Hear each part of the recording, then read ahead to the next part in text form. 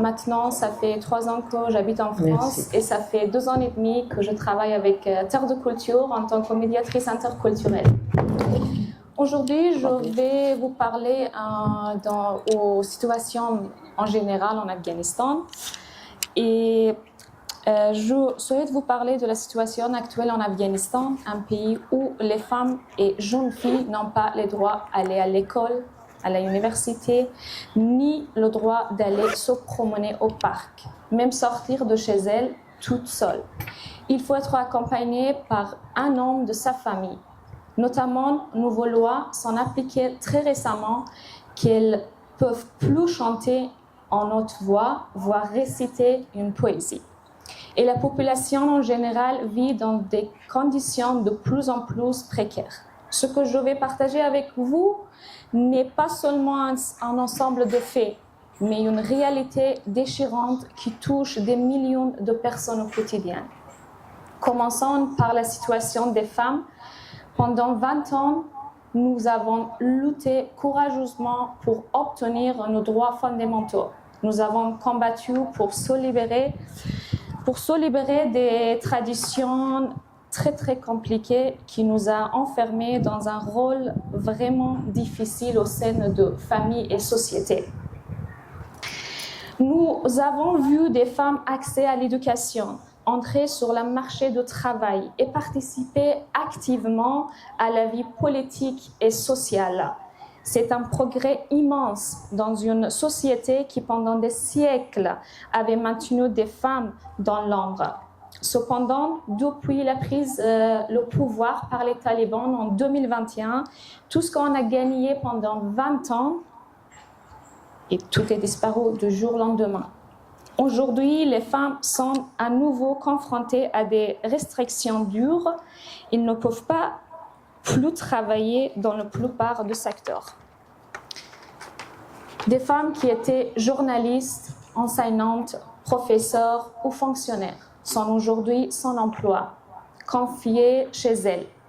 Un exemple, celui d'une avocate de Kaboul qui avait autrefois défendu les droits des femmes en cours, mais maintenant elle se trouve sans emploi, forcée de se cacher par la crainte. Son histoire n'est qu'une parmi tant d'autres. L'accès à l'éducation est aussi devenu un champ de bataille. Les filles, au-delà du niveau primaire, se voyaient refuser l'accès à l'école. Ces jeunes filles qui autorisent rêver de devenir médecin, ingénieur ou professeur voient leurs rêves s'effondrer. Imaginez une fille jeune de 16 ans, pleine d'espoir pour l'avenir, qui aujourd'hui ne peut plus quitter sa maison pour aller à l'école. Son avenir lui a été arraché. Ce n'est pas seulement une perte pour elle, mais pour l'ensemble du pays, qui se prive ainsi de l'intelligence et de l'énergie de la moitié de sa population. En matière de santé, la situation est tout aussi alarmante.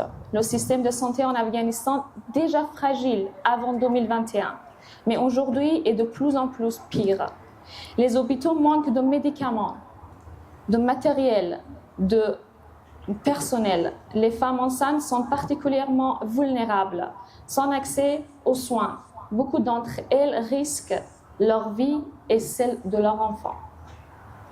Un exemple, une femme à Herat a dû coucher chez elle sans assistante médicale car l'hôpital de sa région n'avait ni électricité ni personnel pour l'accueillir. Ce n'est pas une situation isolée, mais un reflet de la crise sanitaire qui touche tout le pays. Les enfants sont les victimes silencieuses de cette crise. Non seulement ils sont privés d'une éducation, mais ils sont aussi exposés à des risques accrus de malnutrition, des maladies et des violences. Un rapport récemment indiquait que près de la moitié des enfants afghans souffrent de malnutrition.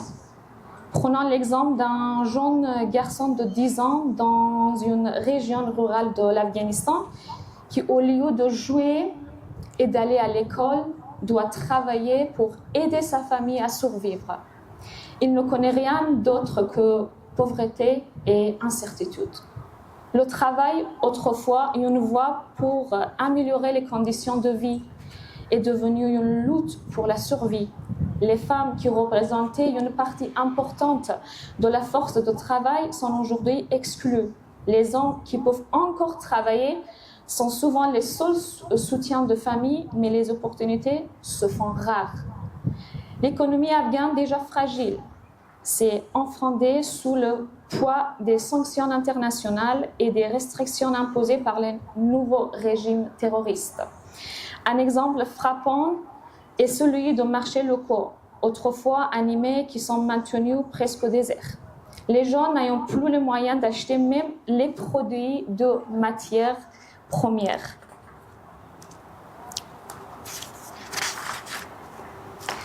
Les familles qui dépendaient de ces petits commerces pour leur survie se trouvent aujourd'hui sans aucune source de revenus. En tant que femmes, nous ressentons une profonde douleur en voyant nos sœurs afghanes perdre tout ce qu'ils ont gagné pendant 20 ans. Nous avons travaillé dur pour supprimer les traditions qui restreignent notre liberté, pour obtenir le droit d'étudier, de travailler, de vivre pleinement, voir ces acquis qui, c'est peu de temps, mais dans un choc et un rêve terrible. Face à cette situation que nous pouvons faire aujourd'hui, nous ne pouvons pas rester silencieux.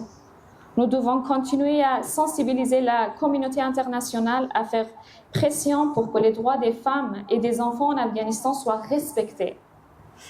Il est essentiel que le gouvernement, les organisations traditionnelles, internationales et chacun d'entre nous en soit réunis pour offrir notre soutien à ces femmes, à ces enfants, à ces familles qui traversent l'une d'une période le plus sombre dans leur histoire.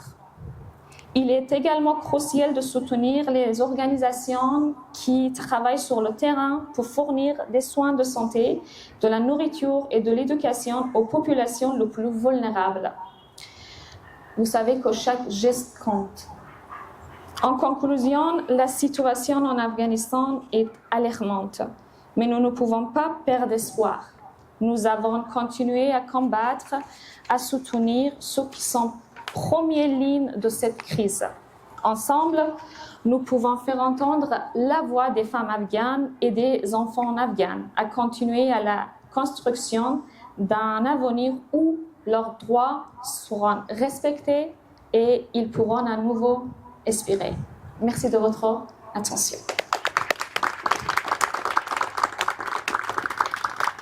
Et notre intervenante, Madame Maud Carole, chercheure et activiste, est aussi cofondatrice de l'association FEMAT. Je vous laisse parler.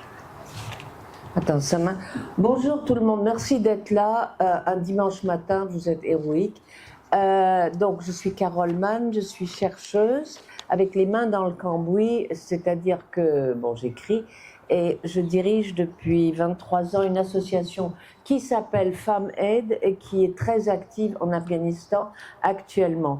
Avec nos associés Nayestan, nous avons mis en place des classes clandestines en Afghanistan, puisque comme vous le savez, les filles sont interdites d'école à partir du collège, donc à peu près 11-12 ans. Et elles prennent des risques incroyables pour aller à l'école. Les enseignantes sur place enseignent à la maison, enfin dans leur maison, et on a de plus en plus de problèmes. La situation qui vient d'être décrite est en fait bien plus grave que l'on imagine. Moi, je parle tous les jours à des personnes en Afghanistan, parce que je fais aussi cours en ligne en anglais. Et l'autre jour, une d'entre elles m'a envoyé un mot, enfin l'autre jour, hier matin, je reçois, c'est en anglais, je vais vous le traduire, parce qu'elle s'appelle Nassima Nikzad, elle a 20 ans, elle était étudiante et elle enseigne chez elle un groupe de fillettes de 11-12 ans. Son plus grand problème, elle me dit, c'est garder le moral. Je sais que ça va mal, mais les filles qui viennent dans ma classe dépendent de moi pour garder le moral. Parce que il y a des suicides, il y a des dépressions. Ils viennent de fermer là-bas tout ce qui est clinique, clinique, c'est un grand mot, hein, aide à la santé mentale. Et ces petites filles, à cause de la misère, risquent de plus en plus des mariages forcés. Et ça, il faut en parler, parce que les mariages forcés, c'est quoi? On vend la fille, parce que la dot, en anthropologie, on appelle ça la compensation matrimoniale. On vend la fille et le père reçoit l'argent. En vue de la misère, et ils ne savent plus quoi faire. Donc même des bébés, vous le savez peut-être, ont été vendus. Et on a des cas de ce genre toutes les semaines. On a à peu près 3000 élèves. Et toutes les semaines, il y a des filles qui sont privées d'école parce que le père veut les marier. Et on parle de petites filles qui ne sont même pas pubères, hein, et qui ne savent même pas ce qui va se passer, parce que sexualité, règle, on n'en parle pas. Donc il faut imaginer que c'est le contexte. Et avant de passer à la lettre, je voudrais dire, on ne parle pas assez des femmes afghanes. Même si le gouvernement n'est pas reconnu, je peux vous dire que beaucoup de bureaux nationaux s'installent là-bas. Le taux de l'argent afghan est en train de remonter. Pourquoi? Là, enfin, si vous cherchez un petit peu, j'écris là-dessus. C'est le premier exportateur de tout ce qui est pavot et héroïne, et aussi quelque chose qui s'appelle crystal meth, les cristaux. Enfin, je ne sais pas comment on appelle ça en français. Donc, il y a beaucoup d'argent.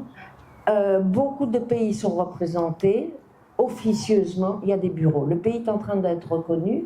Et pour moi, je suis en train d'écrire un livre sur l'Afghanistan et là-dessus, c'est parce que nous avons une montée de la droite, de l'extrême droite, de l'ultra-religieux partout.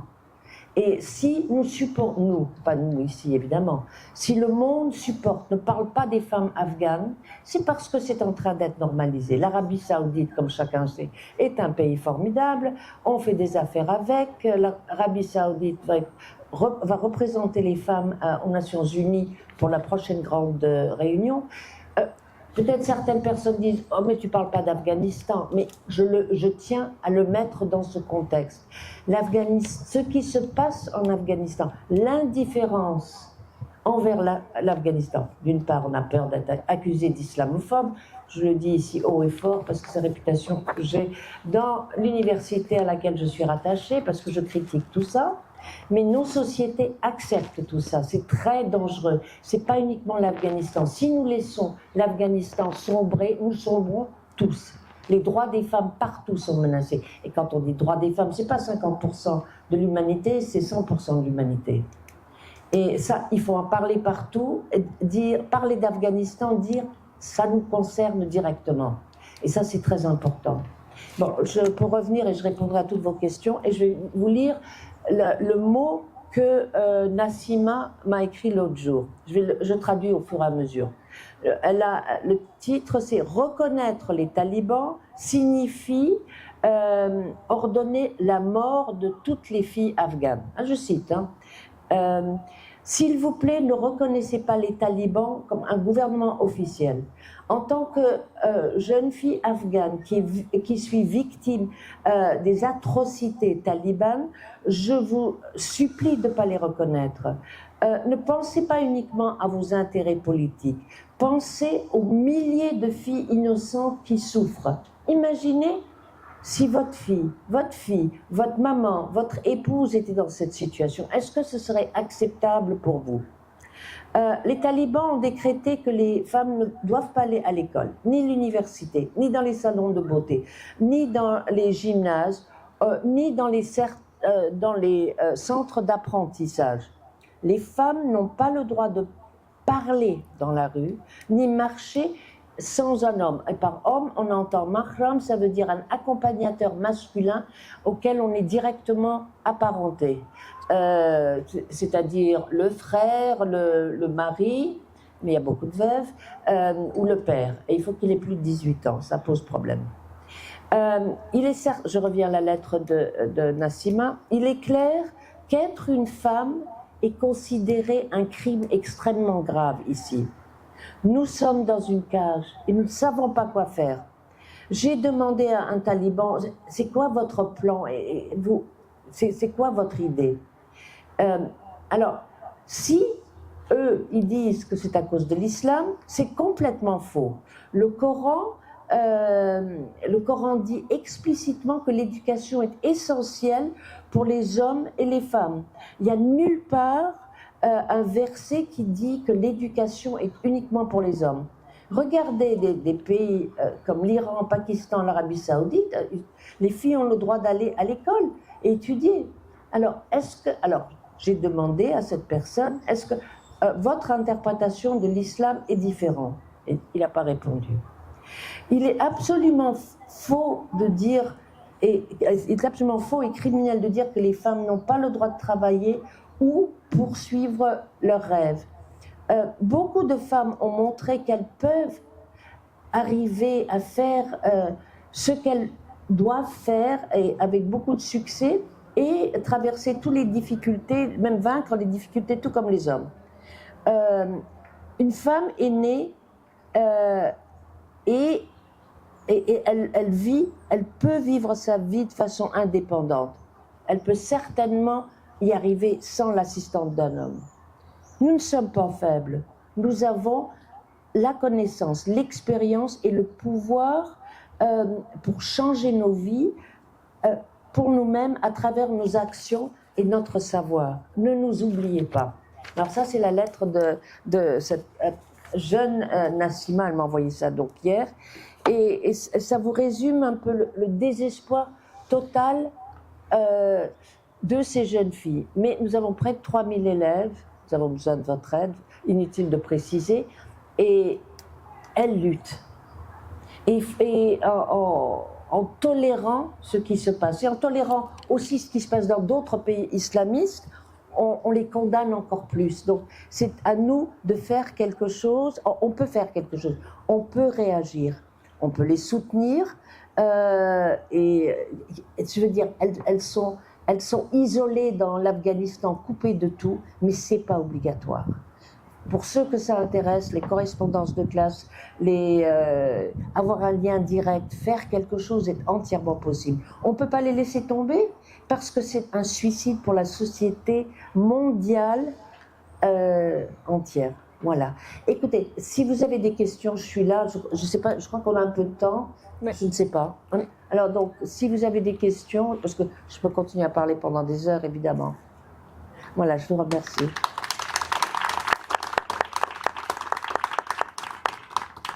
Est-ce qu'il y a quelqu'un qui... Commentaire, question? Madame. Bonjour. La situation dans les campagnes est la même que dans les grandes villes? Alors, dans les campagnes, oui, si vous voulez, oui, c'est encore pire dans les campagnes. Parce que les 20 ans de présence américaine, alliée, etc., a surtout touché les villes.